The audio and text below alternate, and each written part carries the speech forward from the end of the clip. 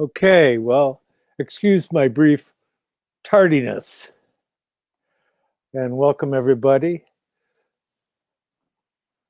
Back in the saddle with the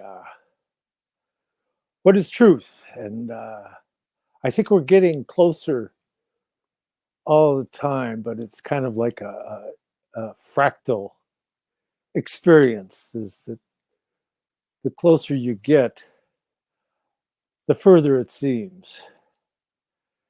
And so in trying to get close to this, the best thing that we can do is tend our own personal gardens and hope that we can be participants in this profusion of gifts that we've been given that we squander pretty much every day. Pretty much most minutes of every day we spend squandering our inheritance. But like the prodigal son, we return and he lets us back into the fold. And so that's what we're pursuing here is what is that magic key that can unlock our own personal relationship to this crown of glory, and it's not our glory, it's for the glory of God, right? And his consort, if that makes you more comfortable. But in getting closer to this, we've explored quite a few different avenues, as this is pretty far into our subject. And so in pursuing this, as of late, we've looked at certain ways of looking at this that are transformative, which is especially important, I think, in light of the recent developments in the world situation that we needn't speak of here as everybody else is talking about it, other than saying that they have some cots ready for them down in Guantanamo. That's all I'm going to say about that. But over the next couple months, I think we'll see some very unusual developments. And let's just hope that it's peaceful developments. And so that's all I already said. That's all I'm going to say about that. And then I said some more, see? So it's on everybody's mind.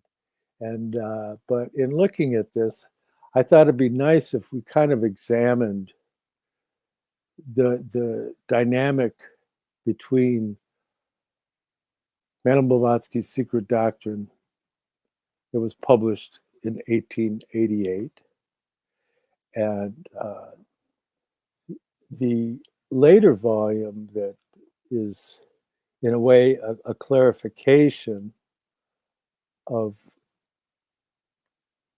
the subjects that are covered in the Secret Doctrine. It was a development in 1909 by Rudolf Steiner of the outline of occult science, or now they call it esoteric science because people have weird ideas about what the word occult means, which means hidden, as we've discussed before. But Rudolf Steiner is very respectful about Blavatsky and her pioneering mission, but he departed greatly from her attempt to interpret the stanzas on which the Secret Doctrine is meant to be a commentary, that she calls the stanzas of Dijon. And here in Detroit, we published an edition of just the stanzas with some brief commentaries back in the halcyon days of the early 1980s. And published it with the Voice of the Silence and Voice of Dijon, and I thought that it appropriate that we provide fundamental texts relating to the Eastern School, as we had also published The Way of Initiation and its companion volume, Initiation and Its Results, in one volume, which we called The Way of Initiation and Its Results. And those were the translations of Max Kesey and Clifford Bax that were One was published by McCoy Masonic Publishing, and the other was published by the Theosophical Printing, Theosophical Publishing Company. But anyways, that was later updated by Rudolf Steiner as the book that's now so well known, The Knowledge of Higher Worlds and Its Attainment. And that again has various names depending on the editorial services of the people that provide the latest translation, what have you. But in there is given the essential teachings of the lodges in the West. And given that we live in the West, it's clear that this is something that's laid out on our behalf. But in getting into understanding what's so significant about the secret doctrine of Blavatsky in 1888, or the Occult Science and Outline of Rudolf Steiner's in 1909, is that they deal with the what you can call the outbreathing and the inbreathing relative to the cosmos. And I've talked about that time and time again here when I talked about the planetary conditions and how the Earth is the fourth planetary condition that was preceded by old Saturn, old Sun, and old Moon, and in the future will lead to future Jupiter, future Venus, and future Vulcan. And in understanding that structure, the sevenfold structure, some people have a struggle with that. Well, why seven? Well, why does, when you're on the Earth, you look to the horizon, all of a sudden, like if you're in the ocean, you can't see any further? Well, because the Earth is round.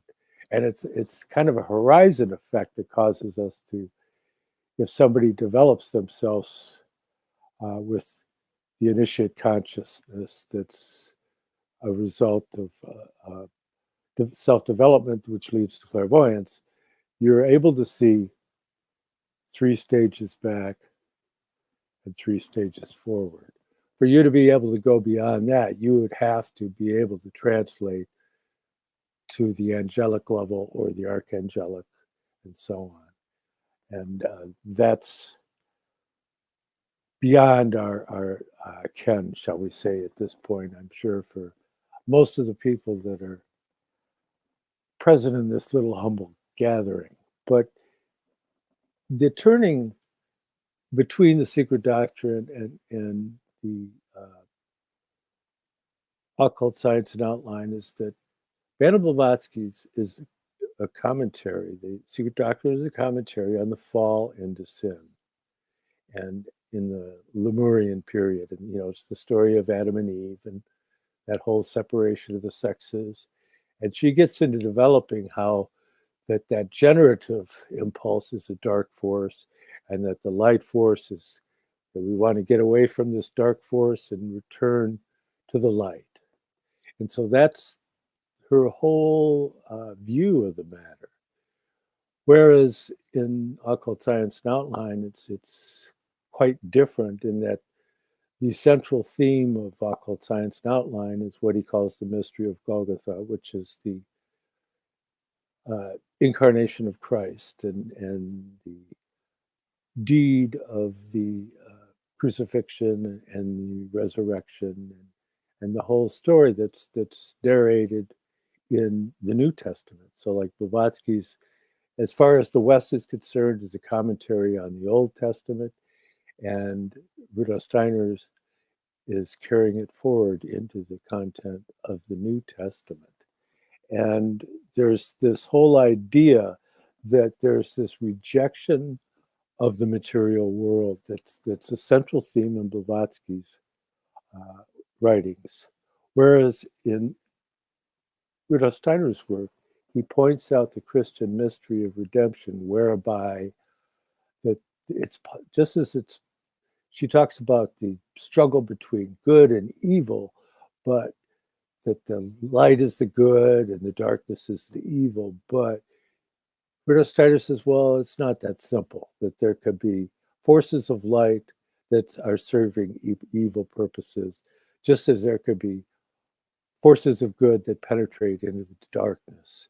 and transform that nature and this redemptive force that comes about through Christ, so that the fruit of the process of generation isn't this evil drama that she depicts, but it's an actual birthing and coming forth into light and being able to raise up the principles, and it's that transformation of the principles that's at the core of Rudolf Steiner's work. And as I expressed the other day with Douglas Gabriel, that the central drama is depicted by Jesus Christ in the one prayer he gave us, the Our Father. And that in there is a formulaic representation of the whole mystery of our drama here, and that it's a miniature image of the being and destiny of man and its relation to the divine spiritual powers. So here's Reverend David from the wonderful city of London in merry old England, and I'm John Barnwell here in the city of Detroit, the Straits, Detroit. Reverend David, how are you? You caught me unawares, my friend. Yes, I can never really say I'm in the Straits, but I'm okay with that. I'm quite proud of it. Yeah, curiously, your opening touches on a talk I gave yesterday to the Virtual Centre for Theosophical Studies that have me down as a Christian theosophist. I'm very happy with that label. You know, labels. But what I didn't want to do was go into the obvious, okay, what's the difference between a Christian theosophist and an anthroposophist? So I decided to leave that to one side. I noticed I horrified all of them. I'm into Dane Rudyard and the spiritualization of matter, which I brought up copiously. It was a talk on the solar business. Hey, spot the irony, a poor pastor talking about the solar business. You know, and I got into, dare I say it, esoteric ideas to do with the universe entifying, you know, the great one life beyond us all, of which we're all a part. And it in its endless need to entify, make into an entity everything. So it was when I got to the part that actually means money as an entity, and that actually means economics as an entity, I could see their chins drop with horror. And I thought, well, I mean, this. I'm sorry, that's all to do with esotericism. And by the way, it's true. So, I think they're going to invite me back at some point, but I'm not sure it will be as soon as I'd have liked. Yeah, because you know, there's so much richness in the idea that I mean, I'm a huge admirer of Blavatsky. But there's so much richness, and you know what a pioneer! I mean, people. I'm still convinced people get her completely wrong. You know, that's everybody's nice old auntie that lives down the road and is a bit of a spiritualist. I mean, that's the image surrounding Fatty Blavatsky at the minute, as opposed to a cocksure Russian aristocrat that wanted to spy on everybody for Mother Russia by occult means or other. I mean, that's Blavatsky. You know, I mean, sorry, servants, get my afternoon tea. That's Blavatsky. Yes, great Tsar. That's Blavatsky. You know, I just think that they've missed, at the same time as they've missed the character, which the literary side of me knows is a huge mistake if you're trying to understand any work of literature, whether it's prose, whether it's fiction, any work of literature can't really be, you can't get to grips with it if you're not really aware of what the author's doing and where they're coming from. You can make up pleasant stories or you could admit defeat, but you can't really penetrate beyond a certain point. And it amazes me, I'm using that phrase endlessly, you know, she was so open in what she was doing and what she was saying, and people still miss it. But there we are. Yeah, I mean, a trailblazer in every sense of the word. I mean, so much simply doesn't exist before she comes along and starts writing those books. I mean, even things like comparative religion don't really exist. I mean, those that get frightened by the word theosophy, and heaven alone knows why, because ultimately it's a Christian word, fail to see the good that came out of that moment in their desperate need to prove everything she said wrong.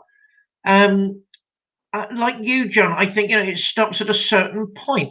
I mean, I remember reading years back the second volume of The Secret Doctrine. I had a set of two, and getting to the stage I think most people get to. It's hard to imagine one person authored this book. There's such a richness of materials. There's such a series of in-depth commentaries running through it. It's an incredible achievement. But you can't. I don't think you come away. At least I do. I think you did come away thinking, "But oh, come on, that is the situation." But it's not. There's more to it than that. So I found myself finishing the talk yesterday with that awful word, pioneers. Perhaps I went to the old Soviet Union one too many times. I like the word pioneer. Perhaps it was drummed into me somewhere along the line. And Dane Rudhyar strikes me as a pioneer. Is the fact that modern theosophists, I don't think they're against Christianity. I think they don't really know how to deal with it. They're so focused on the trans-Himalayan stuff that they think, well, what's all this Western material? Where do we fit it in? And along come people like Alice Bailey, who I think gets treated rather unfairly, actually, by the Theosophical Society. Sorry, everybody, but I do. And people like Dane Rudhyar, who's taking all of these people, these writers, these mystics, at their word, and saying, but hang on, if we look at A, B, C, D, and E, then something is inferred by that. And one of the inferences would be a spiritualization of the material world, which he's not saying takes place overnight. And even though he is saying it's a lengthy process, you can't help feeling he's still being optimistic. But an incredible thing to say. What was it? Transpersonal astrologer, musician, who got hit the nail on the head. All of these works point beyond themselves to a process which we need to be actively engaged in, not only on a personal level, but on we're engaged, I suspect, already on a subconscious level with that. The idea that channeling, most channelers, and I do think there are channelers, I don't think they're all evil, but how conscious are they of the energies that they're channeling if they're genuine? And the answer, I think, from talking to some of them is they're not always aware of what they're channeling. It just happens like magnetism or electricity. It's just one of those processes. So there's that level whereby spirit is forging a new relationship with the material. But also there's the other element, there's the other angle whereby how conscious do we become of this process, in what time frame, and what responsibility is it of mine in my little life, in my life, to do something about it. I don't think there are many Blavatskys or Steiners around. I don't think there needs to be. What we need maybe nowadays is a few more people standing up to the crowd and saying, well, actually, I do believe in truth with a capital T. Actually, I do believe in goodness with a capital G. And, trying to mold their lives accordingly. I mean, it was, but the thing that always comes to mind, there's a wonderful story from Gandhi towards the end of his career, at the end of his life, where they're on a train rushing between cities. If anybody's ever been to India, they know that's a miracle in itself. But the train is rushing and non-stop, and some woman, a devotee, falls up the back of the train, and the train halts, and they rush out to get her. And she hasn't been injured at all. And they're all saying, miracle, miracle, the Mahatmas made a miracle.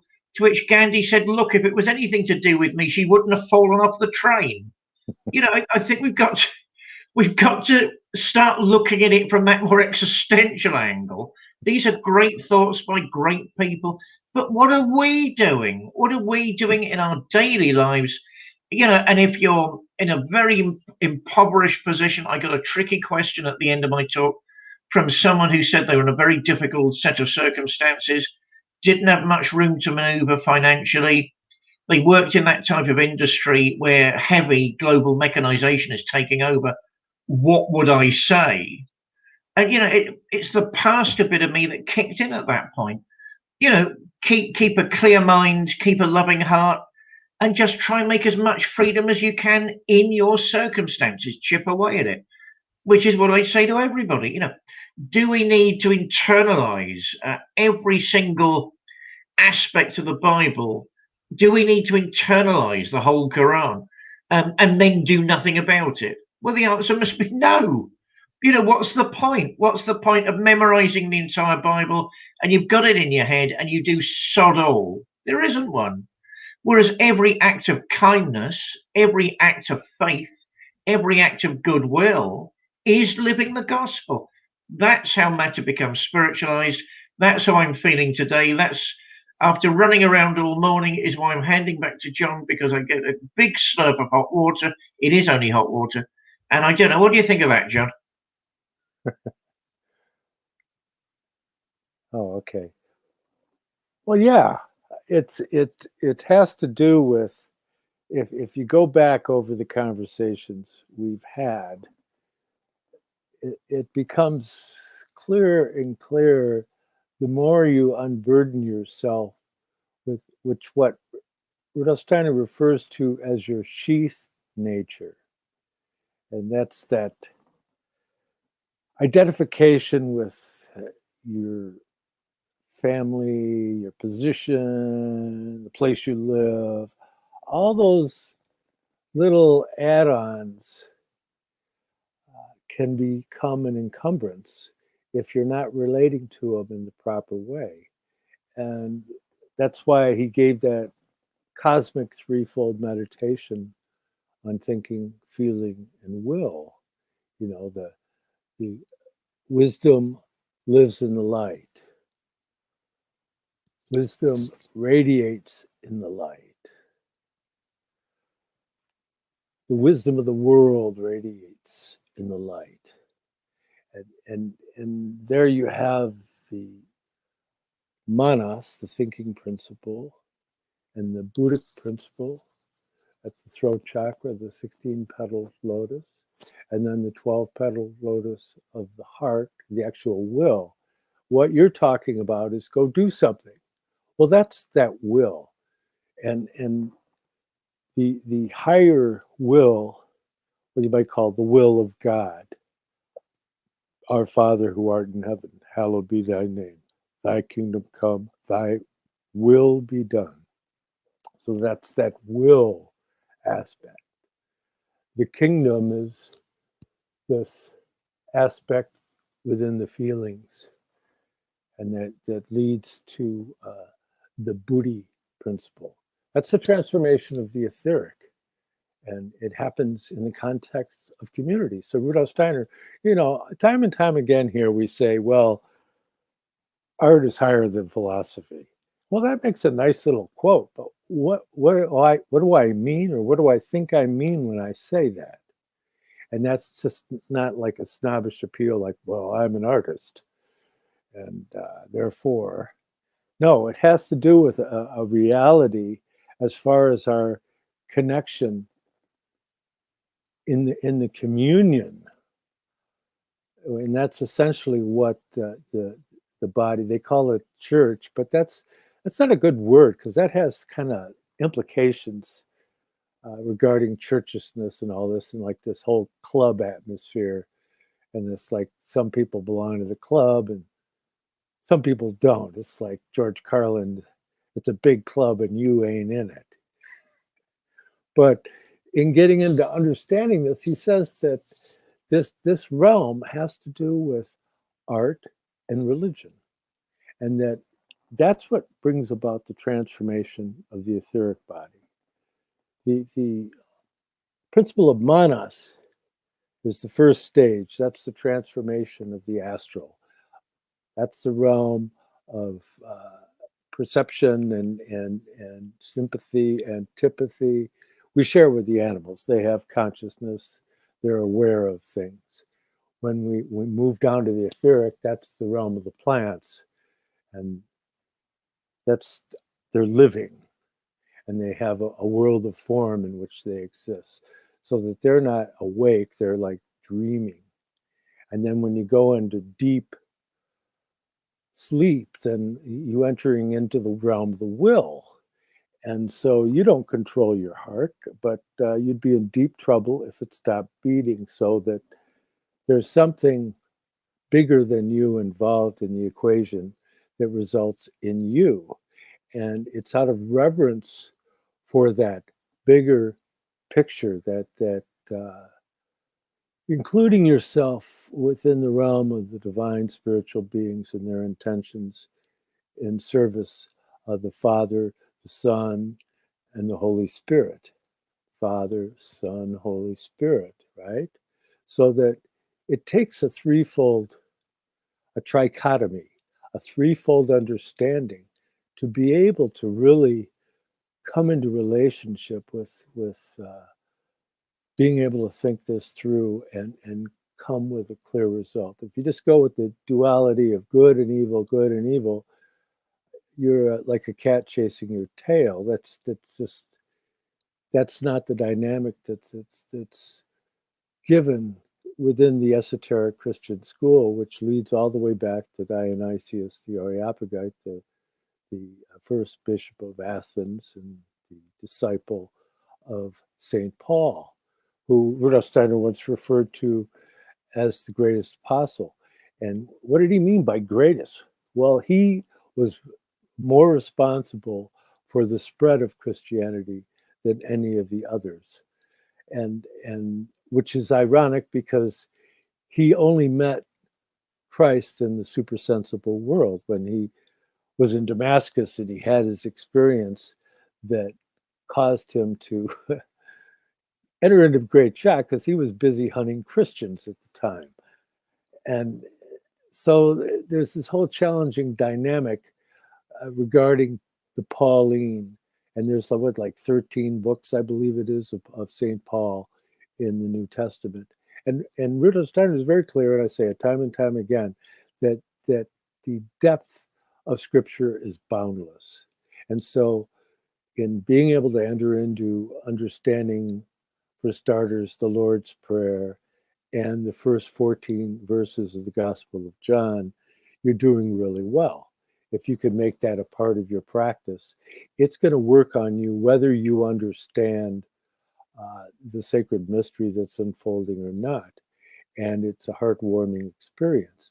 And so as you begin to integrate this understanding, you warm the forces of the heart up over the head forces, these cool forces of the head. You want to have that clear, cool, but not cold thinking that has precision, but yet with the warmth of compassion. You know, that Buddhic principle. That's the mystery of the word, the sixth mystery of the Logos. And so Rudolf Steiner is very clear. He says, people, and I'm paraphrasing greatly, that people really don't understand Blavatsky's mission and the difficulties she had to go through and how pioneering it was. And plus her nature was not an organized, systematic thinker. And so you look at it and it was like Secret Doctrine was written with a shotgun. I mean, everything's all over the place, so you have to go to like Peruker to find an orderly assimilation of what she's trying to represent. But you bring up Dane Rudhyar. Back in the 70s, one time when I was having lunch with Dane Rudhyar, I started asking him a question about fixed stars. And he said, be careful meditating on a single star, because you will go to it and it will come to you. So I thought, well, that's a good advice from the father of transpersonal astrology.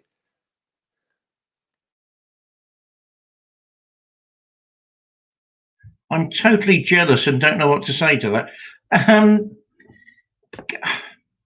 Yeah, I mean, I like astrology. I like all the so-called forbidden sciences because, of course, when the medieval church used the concept forbidden, it actually didn't quite mean what we mean by it today.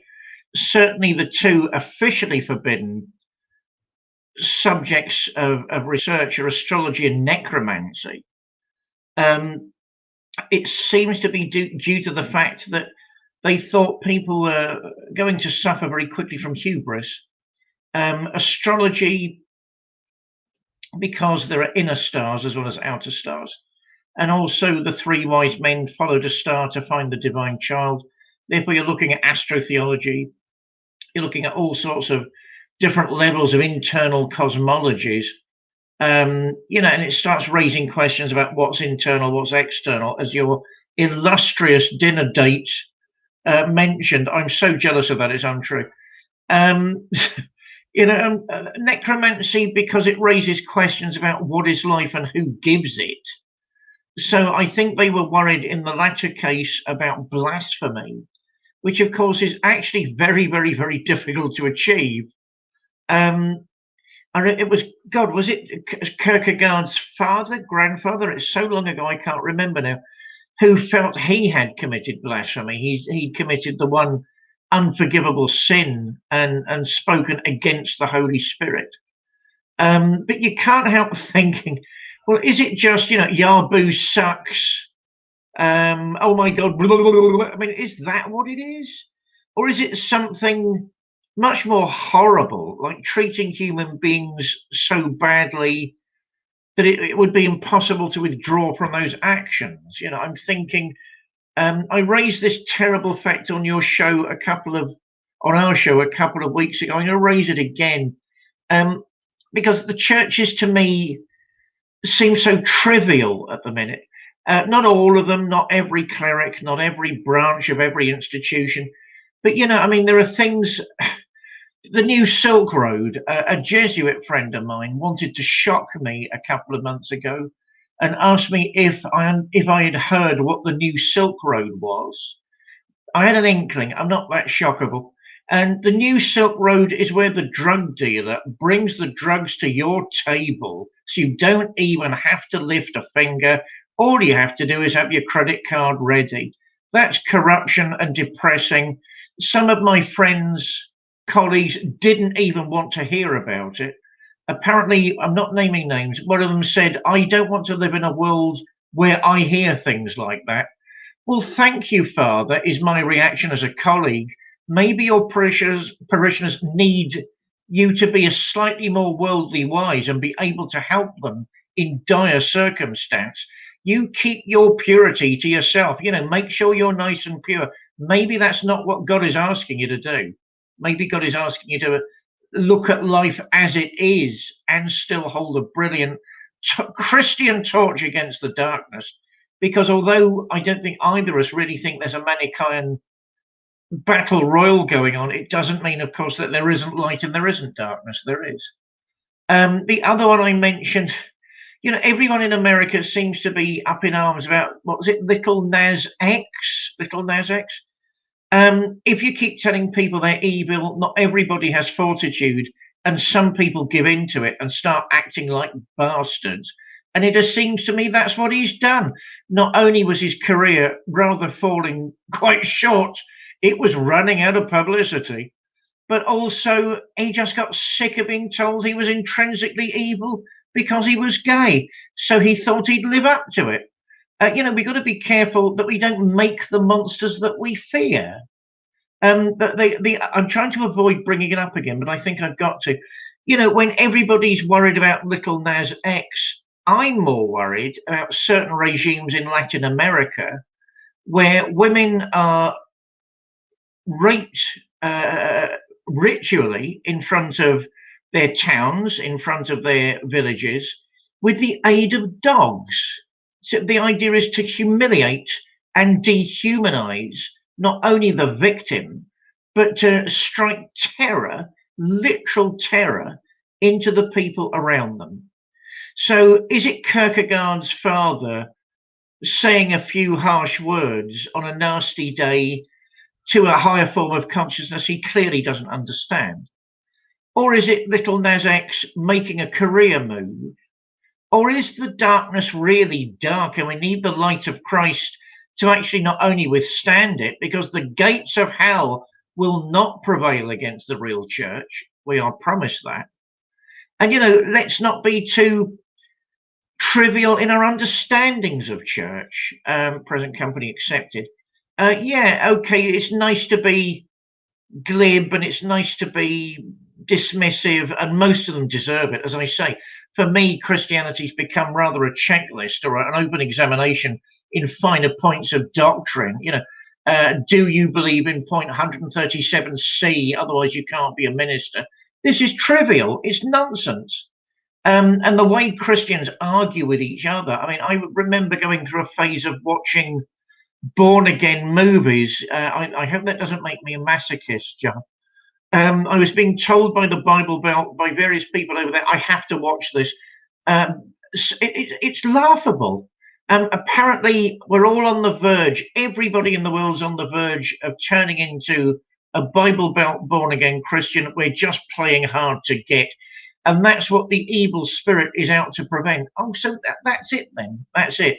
So the whole pain and trauma of the human condition is down to the fact it's a row in heaven about who can lead the human race astray and who can't. This is nonsense. This is nonsense. I can't say a word against Dane Rudyard. He's a pioneer. He's a pioneer. I'd say I can't say a word against anything because that's totally thrown me. I'm totally jealous of that meeting. I can say we've got to be careful in two ways about the church. I tend to resonate, Valentine's Hall tends to resonate as a Christian universalist group. Therefore, we get lots of brickbats. We get assailed and assaulted and insulted on a monthly basis. So what is more terrible, saying to someone, the hope of salvation really does reach out to you, by the way. Reconciliation is promised in the scripture. Yes, what do you have to do? You have to have faith and you have to believe in the goodness of the human condition. It's not all bad, and that there's love in the world, and there's light, and there's truth, and there's something called beauty. And no matter how bad things get, those things are still there and they will not be diminished. So what is worse, saying that or actually turning a blind eye to the real darknesses of the world because you want to win an argument? That's why I love the Dane Rudyards. I love the anthroposophists. I love the theosophists. I love all of them because they're trying to make sense of a highly complex spiritual problem, series of battles. And it strikes me they all bring more light into the world than sanctimonious assemblies with nothing better to do than criticize everybody around them. I'm getting angry, so I'm handing it back to you, John. Well, geez. You're hearkening me back to catechism. And I had this nun, this ancient nun, Sister Mary Rose. And she said, anybody who isn't Catholic doesn't go to heaven. And I raised my hand. I'm like, I don't know, 10, 11, something like that. I said, my father's a Baptist. And she shook her head like, then I got to punch his ticket. So that kind of finished it for me. I thought, well, I found at my young age, it was quite an experience to be in a classroom full of peers and have that kind of a pronouncement. And by the way, I get the feeling that she kind of blew it with most of the people in the room. Because just their sense of truth could pierce through the darkness that was couched in that statement. Because it's very clear that this is Christ's mission was a universal mission. It wasn't just a mission for one particular group of people. And, like St. Augustine said, Christianity did not begin with Christ. There were Christians before Christ, only they were not so called. And so it's just very clear. And going back to Goethe's comments about him being a Hypsisterian, that he revered excellence, whether it be from a Christian, a Jew, Muslim, pagan, whatever, it didn't matter. Excellence was excellent. And that's where he was. But it was an aspiration. He was still yet very humble. But when you take that and you go to the story, like I love one of my favorite books, and it was what Nietzsche thought it was Goethe's best, but it's Conversations with Eckermann. And Eckermann was the secretary of Johann Wolfgang von Goethe. And in fact, the person who financed the publication of my second volume was a descendant of that self-same family, the Eckermann family. But in any regard, in Conversations with Eckermann, the story is told of how Goethe's walking in the park with Johann Wolfgang von Goethe, and they come across this little group of nobility, and Goethe does a very stately bow, and Beethoven just stands there and watches him walk by. And basically, I'm paraphrasing because I haven't read this passage in probably 40 years, but he says, well, like, what's up with that, basically, in German, however they would say that in German. And Beethoven said, they should be bowing to us. And of course, he's right. I mean, what have they accomplished? Well, they were born. They were born in the right family. That's their great accomplishment. But in the same token, there is, especially at that time, because that was before 1879, when Michael defeated the spirits of darkness and they were driven to earth. So it was still in the age of Gabriel, so that this whole idea of your familial relations and all of that was still under the guidance of the divine spiritual powers during the age of Gabriel, which is the angel of the Annunciation, right? It was Gabriel that announced the birth of John the Baptist, and on and on and on. So that's that birth mystery and the secret associations and all of that. That's Gabriel's domain. But those things are passé in the time we live now, and you have to get close to Scripture and read what Jesus actually said, especially after the baptism, when the Spirit of Jesus left, allowing the Christ to enter, and he, the only being from the higher spiritual world ever to take on a human incarnation, and he did that for about 3 years. And so we have this divine being from the Trinity inhabiting a human body and saying things. So when he says things, I tend to pay attention. And he says, I've come to separate, I'm paraphrasing here, the mother from the father, the father from the son, the daughter from the mother, that he's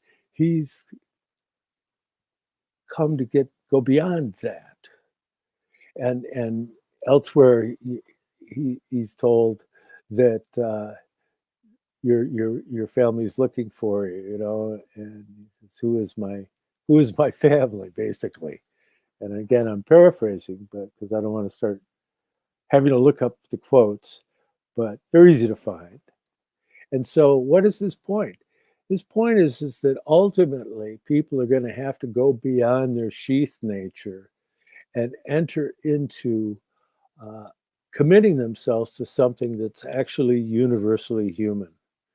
And that's the goal of the being and destiny of mankind is to be able to get to that point, to where we embrace that universally human path that's so laid out for us by our Lord Christ himself, and that it has layers and layers of mysteries. And yes, there is an esoteric Christian stream, and yes, it does go back to the school of Dionysius, the Areopagite, and back directly to St. Paul. But it was deemed necessary for the sake of the independence of the individual nature of a human being, that they lose awareness of reincarnation. And so it isn't in the forefront at all. I mean, you can study, even in C.G. Harrison, he doesn't get into reincarnation.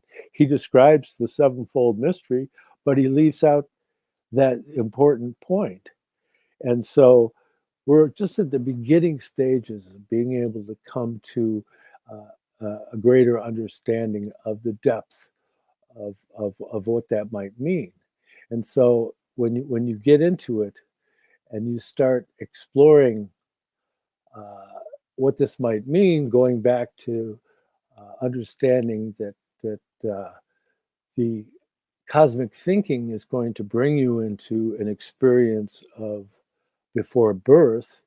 Likewise, when you get to the throat chakra and the 16-petal lotus realm, that is a mystery of being able to come into experience of earlier incarnations and having intimations.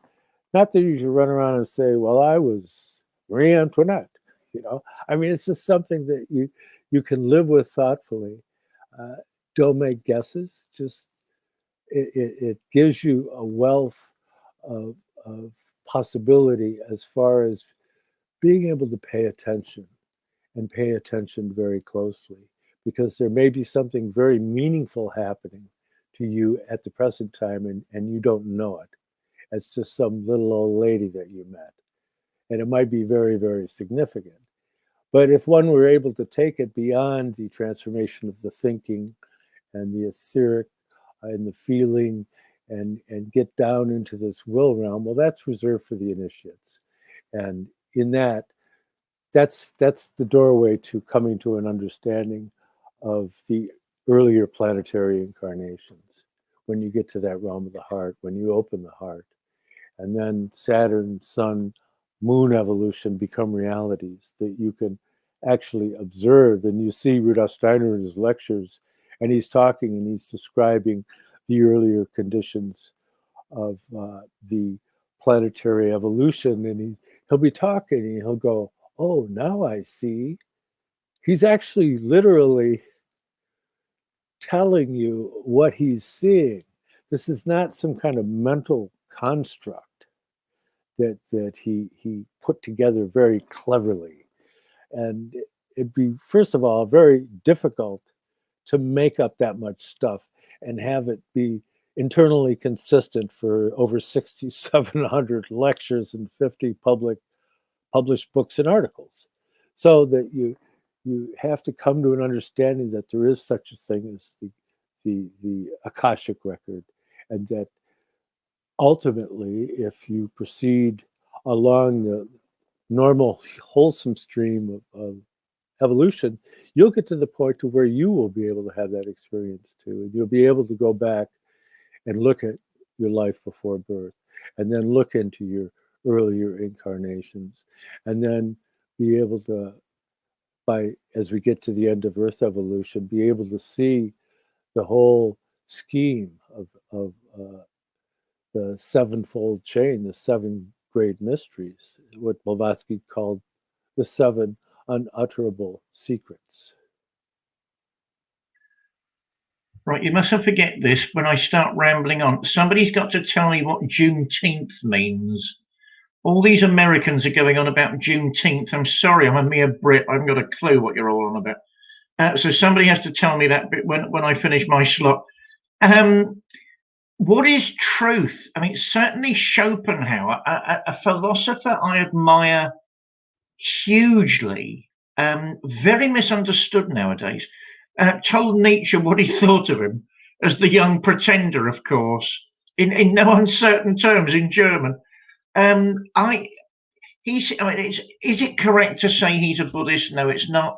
I went to the Buddhist Society in Eccleston Square, London, behind Victoria Station years ago, to see if I could find compatible classes for meditation. What I mean by compatible was something that fitted in with my life, so you don't have to make these huge movements and everything changes and nothing fits together. So, and I didn't manage to do it.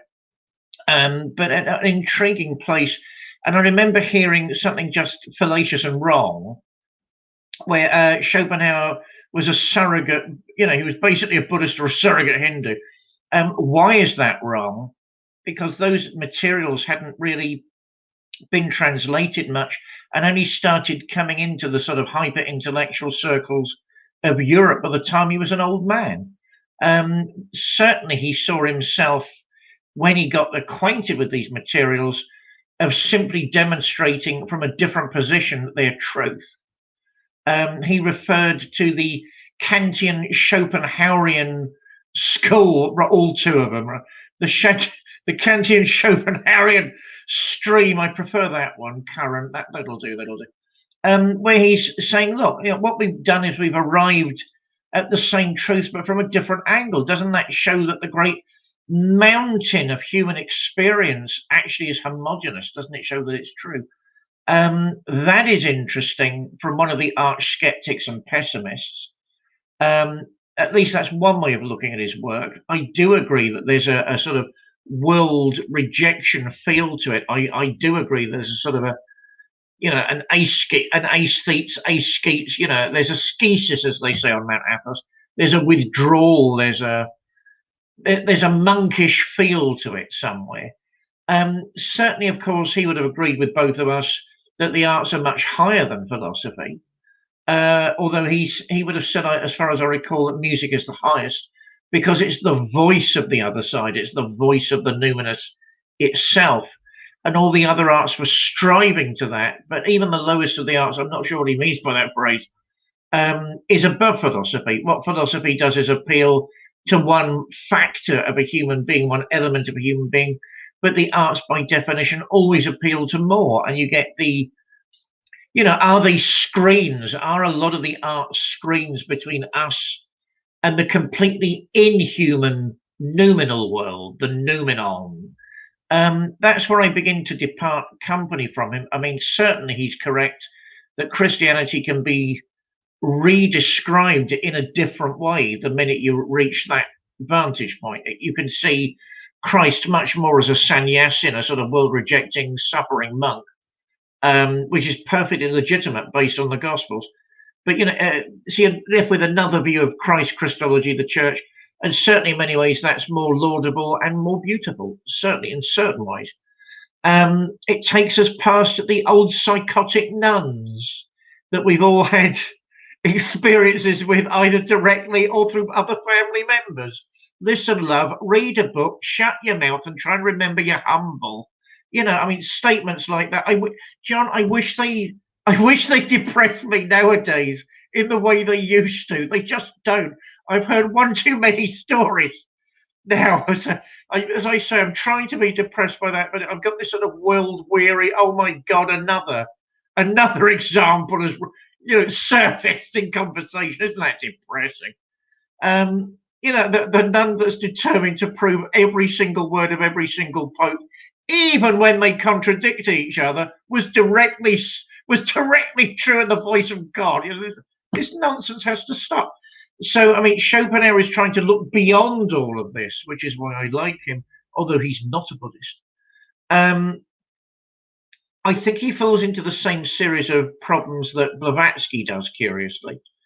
And they're dealing with an existential that's uncomfortable for us all. How many people want to know what is truth?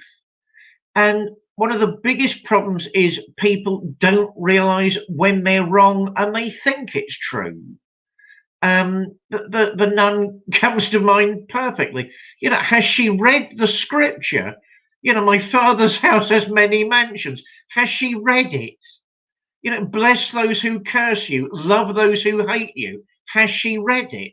And the answer simply is yes, but it hasn't sunk in.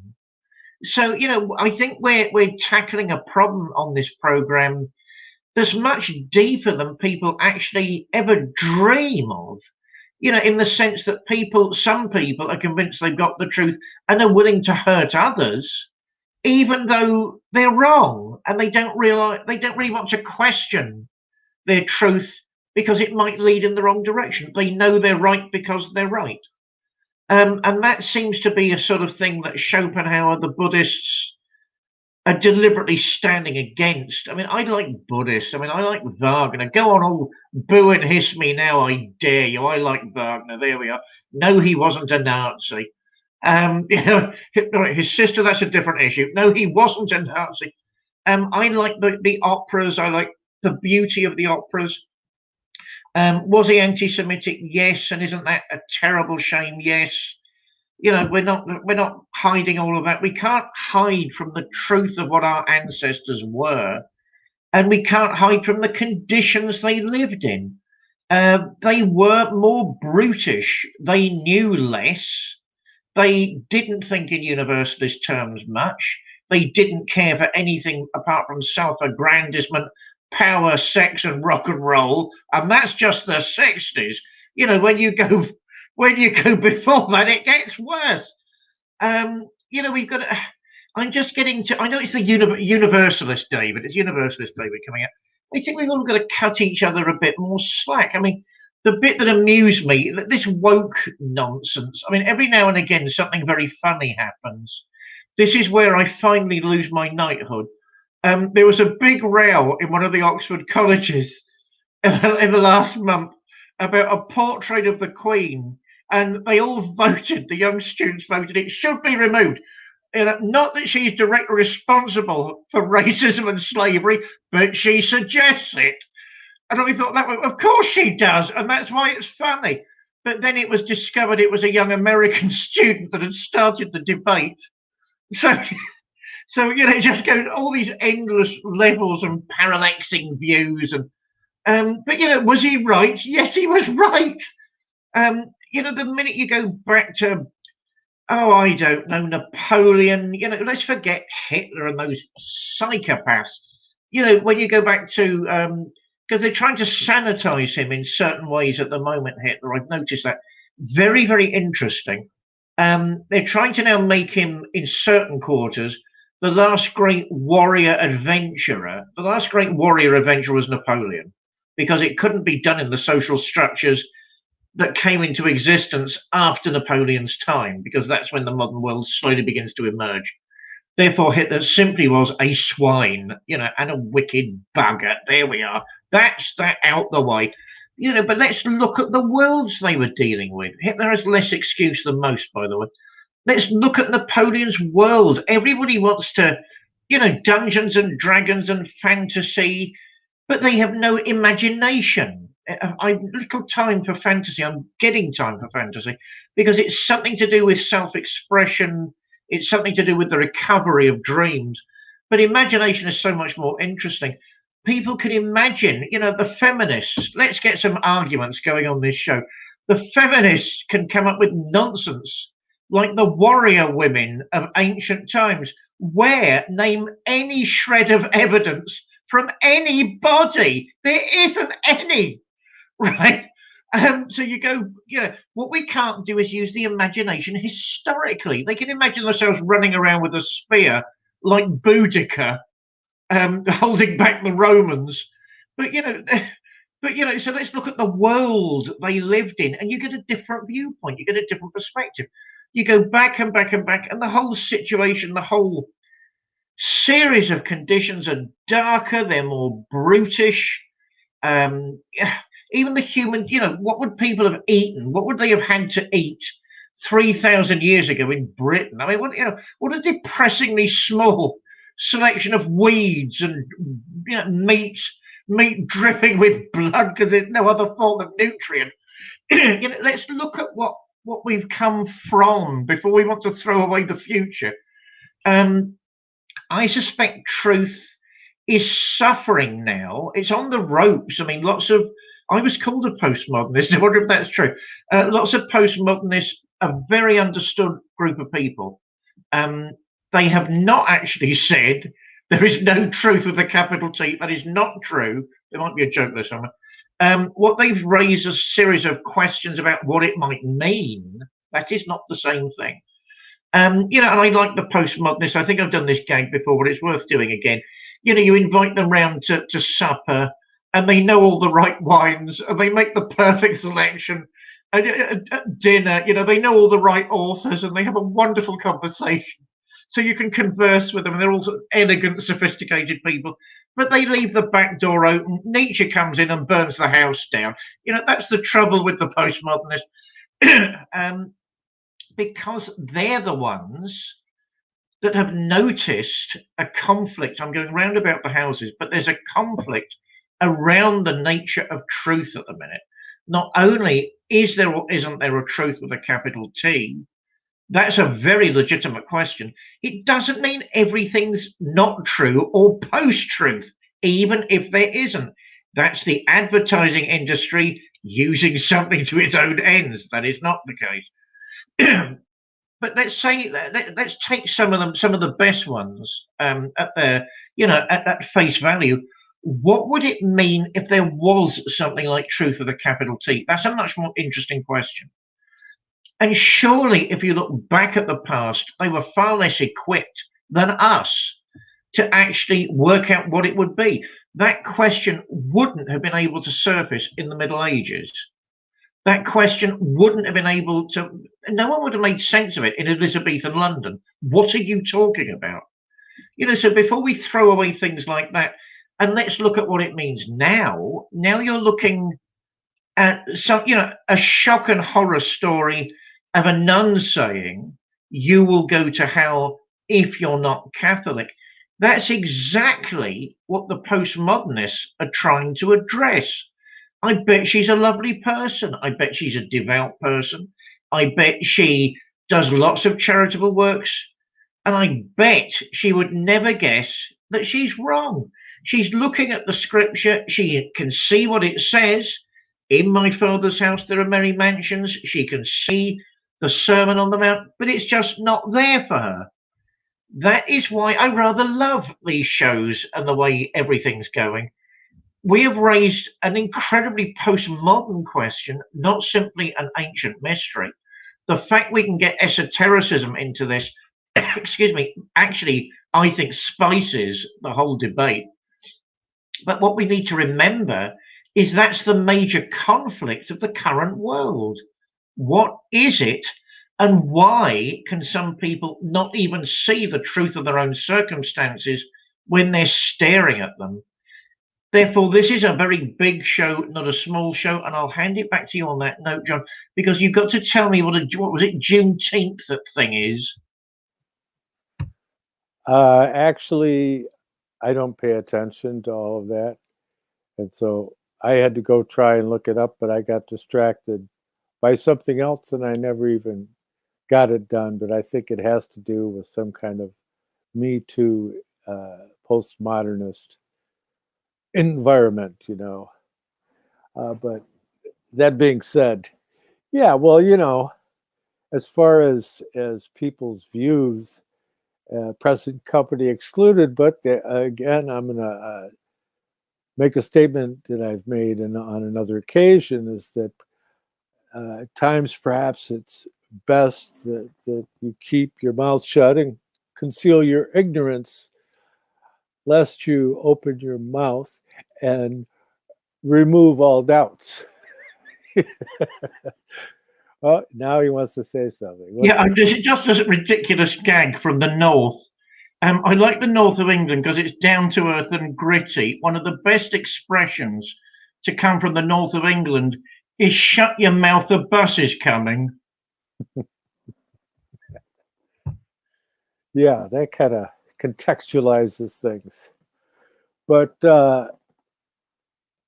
I think back to what you were saying about Immanuel Kant, and I'm reminded of the Rudolf Steiner when he was a young student, and he was, of course, so precocious that he would get all of his work done ahead of time. He was way ahead of the class. But he would sit in class and he had a copy of Immanuel Kant, but he had a fake cover on it. So they didn't know that he wasn't reading the lesson that he already mastered, but he was sitting in school reading Immanuel Kant. That's kind of funny. But yeah, he had a wonderful sense of humor. And I've told the story before, but I'll tell it again because it makes me feel good, and it makes me feel good. It probably makes other people feel good too. But and I've gotten this story from more than one person. I got it from David Spangler from Findhorn, and I also got it from Douglas. Because both of them traveled around a lot, all over Europe, but everywhere they would go, they would try and meet people that had actually known Rudolf Steiner personally. And this is back, and there were still people around back in the early 70s that had known Rudolf Steiner personally. And they were all from various disciplines and different aspects, whether medicine or architecture or art or education or whatever. You with me? And he got a very different, they got very different descriptions of what Rudolf Steiner was like. The one common thread amongst all of them was that Rudolf Steiner was always telling jokes, that he was literally the embodiment of the spirit of levity, even toward the end of his life as he was struggling with so much. And of course, all you have to do is go back to his great sculpture, The Representative of Mankind, which shows Christ standing there, and he's holding back Lucifer and holding down Ahriman, but above the whole image is up at the top the spirit of mirth. And so it's important to realize that Ahriman will just crumble in the face of ridicule and laughter.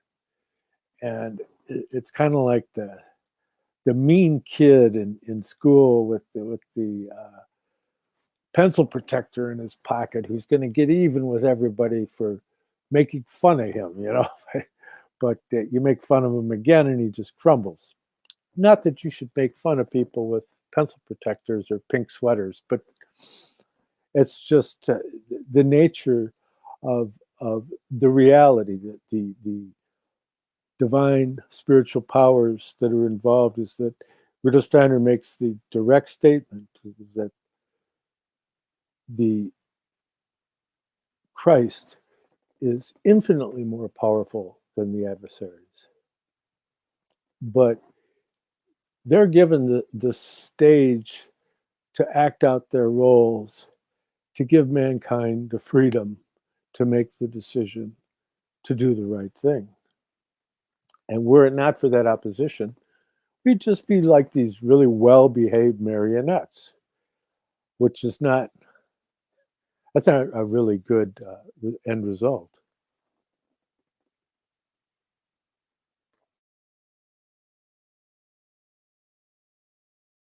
You caught me that time. No, I mean, the whole mystery of free will. I mean, that's really what this show is skirting around a lot of the time. That's when esotericism, for me, the occult. I know I despair as well. Why do people throw that fascinating word away? I mean, everybody's triggered about everything nowadays. I rather like the word triggered because it's so irrational. It talks about irrational forces in an irrational way. And John has disappeared from the screen, and that's always when I get most paranoid because I like him as a security blanket on the other side of the screen. Thank you, John. Are there ways of reaching beyond our current conditions? Yes, there are. I suspect, parapsychology, paraphysiology. I mean, isn't that the same as the esoteric? Isn't that the same as the occult? They're using different vocabularies. I mean, what amazes me about the experiment that went wrong, the Soviet Union, the KGB, and if ever there was an institution that went wrong, it's the KGB. During the heyday of revolution and everybody thinking about new beginnings, what they wanted to do was dismiss religious language, because they felt at that time, actually the KGB has had a very complex relationship with Russian Orthodoxy. Somebody needs to write that book at some point. It's not going to be me, because I like keeping my head on my shoulders, but somebody needs to do it. What they didn't deny that all those things existed. They didn't deny all those experiences. They didn't deny the content of mysticism, of mysticism, magic. They didn't deny any of that, but they really wanted to take away what they regarded as a medieval vocabulary. Now, that's the brave, heroic way of looking at it. On the more sinister side is they wanted to sort of devalue the church, and they wanted to devalue traditional ways of discussing these things. But certainly what they were trying to do was develop a new vocabulary whereby mysticism, the unusual, the occult, witchery, and all the rest of it could be understood in modern terms by the modern world. This hyper sensitivity to vocabulary at the minute is bewildering to me. What is it? Hamlet says, words, words, words. Why is everybody so uppity about everything? It's ridiculous. It's ridiculous because they think somehow other people will be treated better by this oversensitivity. Let's hear about one case where anybody's been treated better through liberal oversensitivity, and I regard myself as a libertarian. So I suspect what is happening is that all of those resources are slowly being translated. Oh no, and he's disappeared. That's the one where I really do panic. Are being translated into modern terms in those fields of study. In psychotherapy, psychoanalysis. Surely they're dealing with deeply religious issues and deeply religious problems. If you look at counselling, that surely is what a well-trained minister used to do before the church just became a checklist and an open examination in a particular school of doctrine. So thank God you're back. What ails the church at the moment? Two things. The fact that it's pushed out of its remit most of the important things it used to do. And it refuses to talk about, even after all these centuries, it refuses to talk about the esoteric, which is ridiculous. Because, let's take natural witchcraft. In the old days, it used to be called natural philosophy. Making incantations and spells and charts. It was all there. It was all recognized by the church. The Protestants never liked it. The Catholics always embraced it. In fact, some of the greatest Catholic theologians were active participants in it. That wasn't anything that gave them a bit of a problem. If you're looking at people like Pico della Mirandola, the Platonist, the Hermeticist, when he died, he was actually dressed in the monastic robes of the order who had adopted him as a spearhead in their thinking. So, what ails the church is two things. The fact it refuses to get involved in the marketplace of ideas, therefore it looks trivial and meaningless. It won't do that because so many of the things the church is meant to be doing, counselling and all the things I said a minute ago, is now not doing. Economics. What is economics at the end of the day? How we value things and why we value things. The minute the church pushed that out of its area of activity, how could it talk about the value of human souls and clean minds and good hearts? Because it wouldn't discuss anything in terms of value anymore. That plus inauthenticity. The two things are linked together and they're directly related to truth. It doesn't want to talk about the fact these ancient ideas and experiences are now being translated into scientific terms. My heavens, if people are right about that, if I'm right about that, the gloves are off and all these things are coming back in much more threatening ways, in much more direct ways. I'm thinking of Rudolf Steiner's You mentioned it a couple of weeks ago. His grim thought that maybe technologies would be created whereby spirituality and religion itself could be attacked. What a terrible, terrible thought. That doesn't mean you ignore him. That means you think, oh my God, what's he saying and why is he saying it? And isn't that a scary thought? Plus, inauthenticity. At the back of her mind, the nun must have known, and if she didn't, that's even more terrifying. But there's a bigger picture there. But let's hold to the party line because hey, we've just got to. But that's the sort of reasoning of Pol Pot.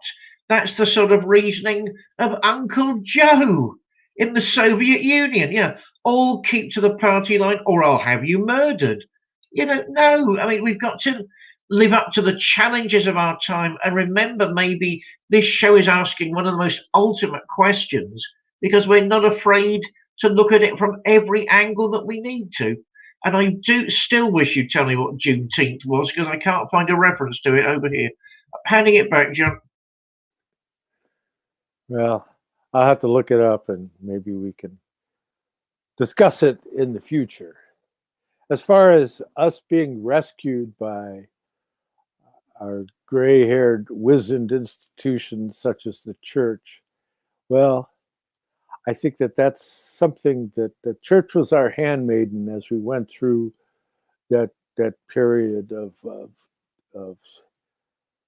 our ignorance of the supersensible as we move from the ancient period where we had a dreamlike relationship with the spiritual world.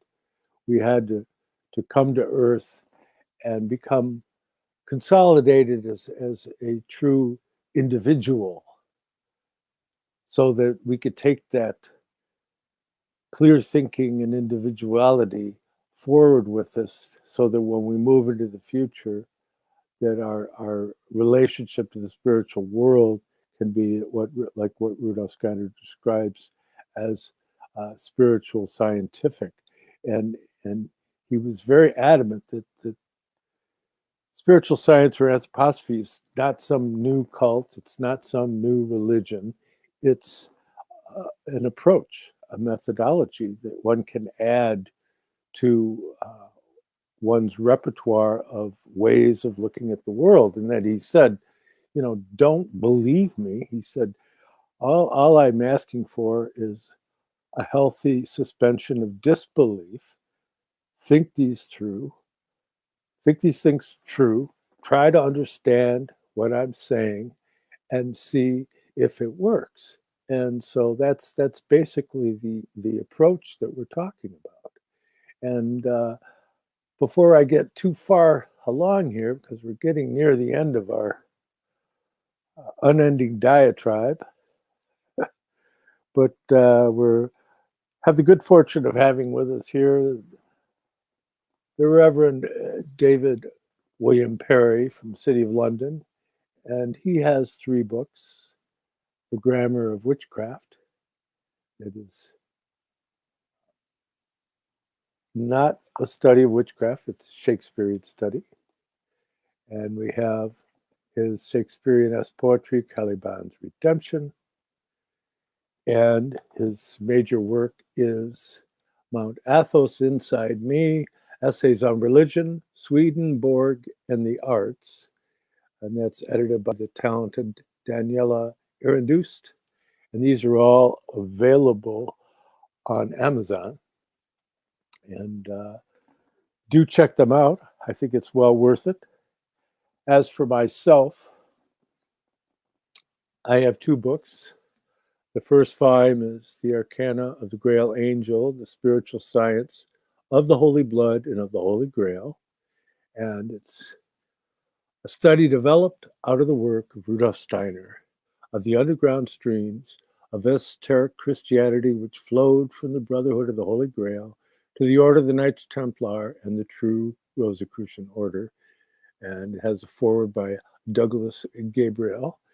And it includes extensive bibliography and my series of Grail diagrams that explicate the subjects that we are in discussion here. And in my second book, I have those diagrams plus many more. And this book is The Arcana of Light on the Path. It's a meditative tool. And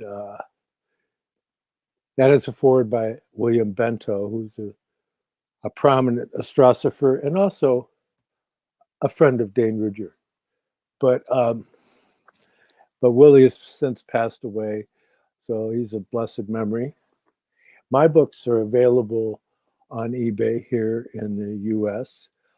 You could just search for them there with my name and Arcana, and that'll bring them both up. Or I have a link below to my academia page, and you can download a free PDF of that foreword by William Bento, where he gives a really wonderful description of my first volume. If you're outside the US, you can contact me through the academia website page that I have, and the link is below on Facebook and on YouTube. Or you can contact me by private message on Facebook. But that being said, also, if you'd like to buy us a cup of coffee for going to the trouble of including you in our bombastic conversations, you can go to paypal.me/dparry777 for Reverend David. For myself, paypal.me/John Barnwell 888. And so here we are, and it's important to understand because we're coming into a challenging time right now, especially here in the English-speaking world, because there's threats to our liberties that are afield. And that being said, there are people within our nations that I'd like to think are capable of rising to the challenge. But it has to do with being of clear mind and of pure heart. To be without guile, it's difficult. That's was the qualification that Parsifal brought when he went to the castle of the Grail. He was without guile. He did not have an agenda, which is something I can't really say for Washington or the Square Mile, the City of London proper. Those are agenda driven, or Rome for that matter. And so we have to look upon the dwellers in those nefarious regions. I don't know how else to describe them, but we have to pray for those lost souls. But we're out here, we're just trying to homeopathically provide an antidote. And you could have far more influence than you might think. Because if you chase any idea back, you find it will go back to an individual. That one person decided to do something, and that changed the course of history. And so that's where you have to value the insights that you might receive from the divine spiritual beings. And if you can have the proper mood of soul, it is the real ingredient that's missing in this vulgar, mundane world, is that people don't have a sense for the sacred, that you want to say grace when you have a meal. You want to have an awareness that it's God in which we live and move and have your being, and that awareness of the company of the divine spiritual powers that make it possible for you to go through this drama and come through the other side more whole than you were before. So I don't want to sound preachy, but geez, if there's any time where mankind needs your help, it's right now. And with that being said, I'd like to pass it over to Reverend David and hope that he could consecrate our endeavor. Just a few thoughts there. I mean, certainly I admire Chuck Missler, which may come as a shock to lots of people, but I really do admire him. It's a shame he's passed, but he's gone to glory, of course. Who was very clear that the time of the church would also come to an end. I'm not that not that pessimistic. What the church needs to do, the church is forever, the church is eternal, but we need to revalue our values and stop hiding behind end time prophecy, stop hiding all the dirty linen, and stop hiding all of our misdemeanors behind end time prophecy. So the history comes to an end and we can say, I told you so, which isn't a Christian attitude. You know, we need to revalue our mission. We need to revalue our place in the world and where we're going and how we relate to the light. At the end of the day, Christians are promised that the gates of hell, as I said earlier, will not prevail against the church and against our mission. For that to truly be realized in our hearts and souls and minds in the days and weeks ahead, what do we need to do? Little more than have faith. Have faith in each other, have faith in the goodness of the world, have faith that people are searching and looking for answers, and have faith that, as John Bunyan said, all is well, because the greatest battle was not only fought 2,000 years ago on a hillside underneath a cross, but that battle was also won decisively and forever. My friends, be of good cheer until we all convene again. Amen. Thank you so much, my friend. And thank you, everyone, for checking in, or those of you that will see this in the future. I bid you adieu.